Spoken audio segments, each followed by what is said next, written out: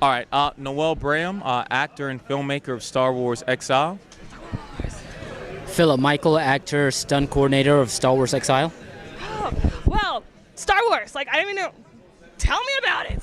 Yeah, so it's funny because we got linked up with Mike Pokey Spears, co-director and producer of the project as well, and we decided to create our own independent Star Wars project. And after we put it out there on social media that we were working on it, Mike hit us up, and Mike runs Jam Studio, which is like one of the biggest like stunt coordinating studios in the freaking nation. Fox, Marvel, you name it, he's worked with them and done it. Am I in the company of stars? You may be. That's so cool. Yeah, but we had an amazing time working on the project, and our lead, Georgina Savoy, she did an awesome job of going through the process of learning, you know, the lightsaber fights, and, you know, Mike just did a phenomenal job of helping us choreograph it, and the story's phenomenal. It follows two Jedi who are running from the dark side during the Order of 66, and one of them wants to fight while the other one is a little bit more reserved because of her feelings for her Padawan, but it has a climactic ending at the end. So let me ask you this. Are you guys fans of the extended universe then? Oh, heck yeah. I mean, man, I've read listened to how many audiobooks? They're like 10 hours long. I think I'm on my 6th one so far. Graphic novels, it's just endless. I mean, we're looking to hopefully do much more, where I get the opportunity to play either a Jedi or a Sith, bring some real tricking acrobatic ability that's like through the roof. So, I mean, we're really just talking about it, seeing how much we're really excited to see the future of this project. Now, since you were, gosh, famous stunt and everything, what was like? Did you get to do anything? You're like, finally, I get to do this stunt for this movie. Well, for what I did, I just coordinated all the fights of this one. You know, this is like the introduction, so the bigger stuff has to happen on the next one, the future. You don't want to start big and have nowhere else to go. So you got teasing. Yeah, so we had to have a short, sharp, really, really clean moves everything down so that we have the audience can see there's more to come. You know, always have a good future in the end. But in the future, there's going to be some really hectic fights. Now, what's challenging about coordinating like a lightsaber fight versus like a sword fight? Okay, sword fight, you know, you can touch the blade and be fine. Lightsaber fight, you know, you can never touch it. So a lot of skills you might use with a regular sword is only on the hilt. Also, depending how you strike is a whole different concept of ending a person. So you got to think about that. You got to think about the fear that the character will feel as well. It's totally different because it's much more life-threatening, less hope with a lightsaber. And in the future, you know, in the world of Star Wars, it's an extension of who they are in the Force. So it's an extension of their personality. So you have to really connect with that with that experience with there. So it's a lot more challenging than just picking up a broadsword or a samurai sword and fighting. It's part of who you are in this one. Of all the things to do, why do a fan film? I think that for us, we were just really passionate about Star Wars. About 3 or 4 years ago, when The Force Awakens was coming out, they actually held an open casting in Chicago. I went out to that open casting, and unfortunately, I did not get selected. However, it did motivate me to say, though this has been an opportunity that has been closed, you can now take this lesson as an opportunity that you can create for yourself.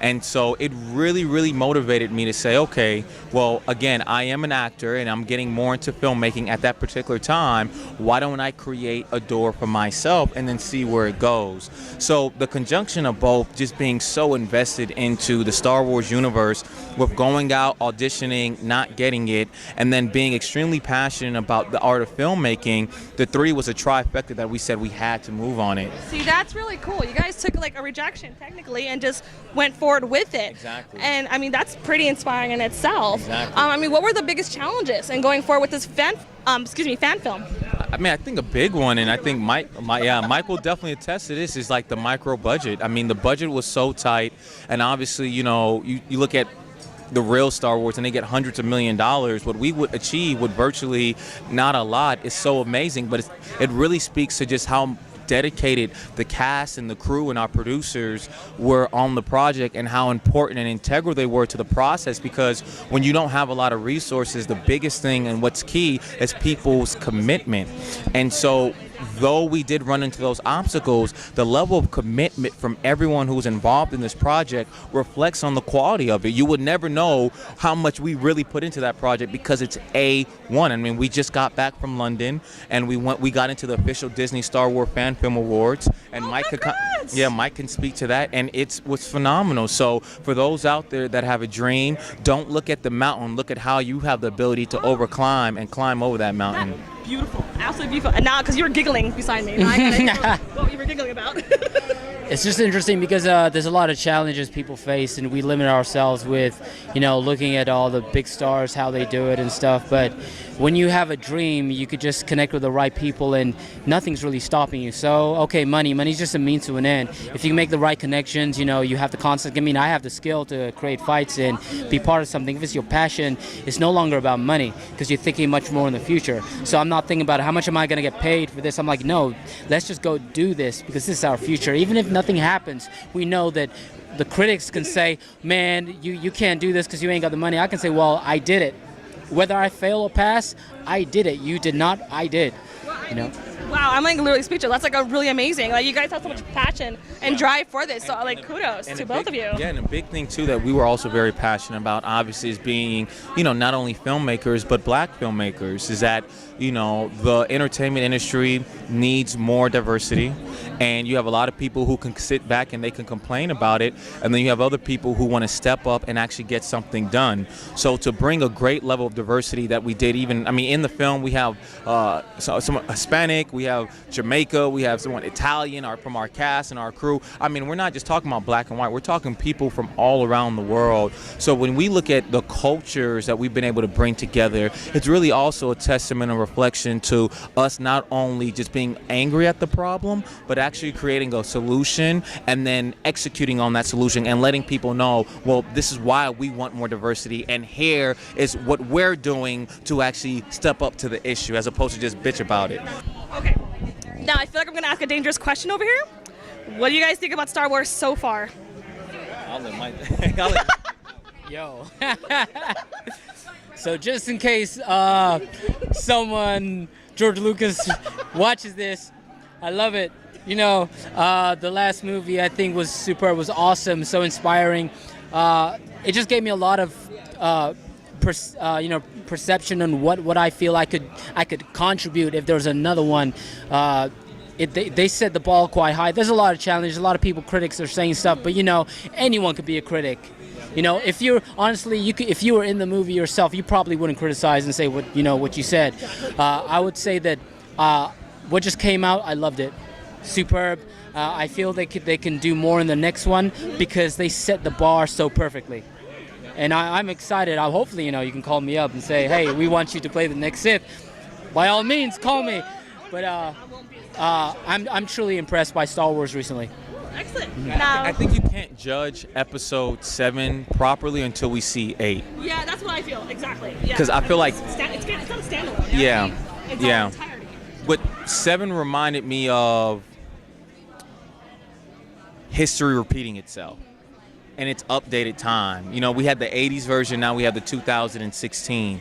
But I think that once I see 8, I'm really going to be able to see what's happening. And then even with Rogue One, Rogue One looks great. Ooh, I'm so excited for Rogue One. Because I believe, and this is something that we faced a lot with Exiles, that we try to integrate new things, different things. And we got a lot of comments on YouTube. People are like, well, that's not Star Wars. Well, how can you really define what Star Wars is now? I hate that it's like people think that's one definition of Star Wars. Exactly. And I don't like this whole like enclosed thing. So can you speak to a little bit about that, like breaking apart that? Honestly, with a lot of comments, people say like they feel that the Star Wars should be almost like a kid's Disney movie. Yeah. But I'll say if you go listen to Darth Bane, listen to the audiobook, the darkness in what Star Wars really is.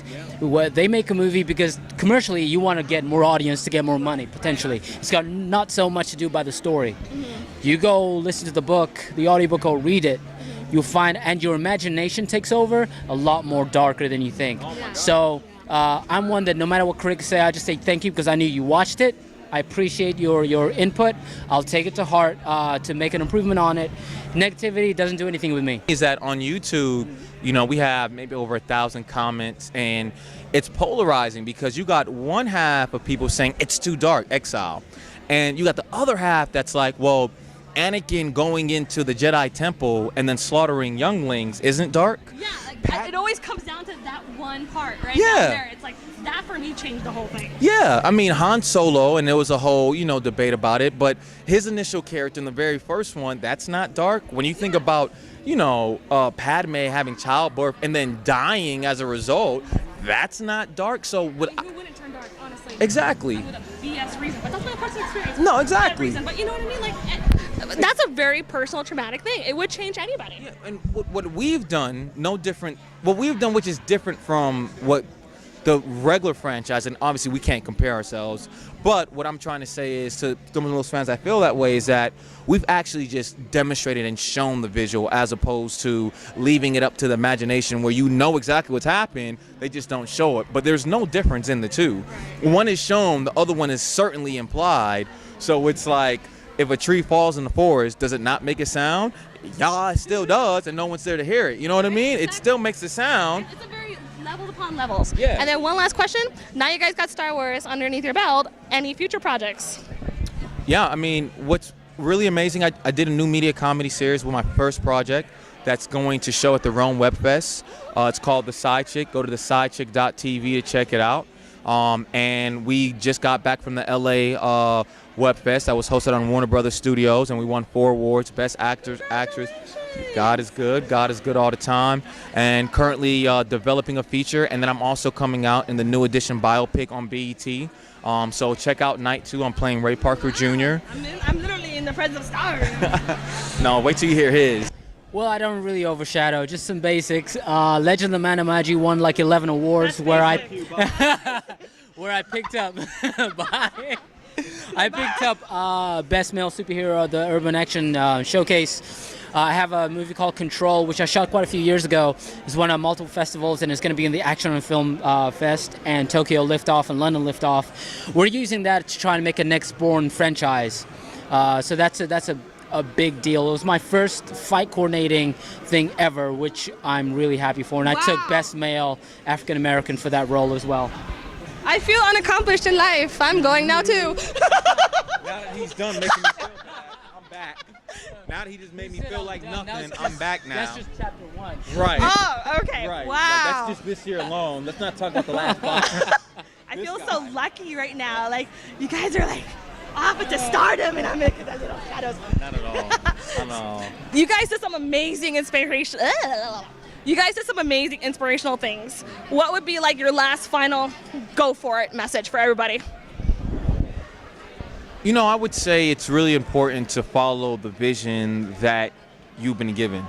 I think that a lot of people allow life to disrupt their path, and they allow their current circumstances to affect the way they view their future. Meaning a kid in a small town thinks just because he's in a small town, he can never go on to become the next George Lucas, or go on to become the next big doctor, or go on to become the first, astronaut. And so no matter the situation you're in, no matter the environment you're in, remember that your vision is it's meaningful and it's purposeful, and that the only way that vision is going to come to life is if you execute it. The vision cannot take place with you sitting on the couch, without you regretting, without you moping about why it hasn't happened yet. The only way your dreams come true and work for you is if you go out there and you work for your dreams. I feel like you're like the next Kevin Smith, full of like inspirational things. I feel so empowered right now. How can you follow up to that one? Well, Take No that, pressure. Take that 11 awards. Take that 105 awards. I'd say for those who feel like they're in your darkest hour, keep notice, even if your eyes are closed, the greatest light can still penetrate through your eyelids, even if they're closed. I'd say that's when you appreciate the light more, not in the daytime. You always get familiar in the daytime of the brightest light. But in the darkest hour is when you really appreciate that light. The only thing I have to say is, when it does penetrate, walk towards the light, respond. Amen. Don't just say it's there. Respond, because the light is telling you where to go, towards it. Wow. So even if it's dark and the light comes, it doesn't mean it'll do a thing. It's just letting you know something's there. Start walking. And then your help will be on that side. Seriously, how can you not go and create anything after this point? Thank you so much, you guys. I feel like, seriously, you guys accomplished a lot. I'm so impressed. And have fun at the Hollyshorts. Say goodbye to the camera, guys. Check us out on social media, Star Wars Exile. There you go.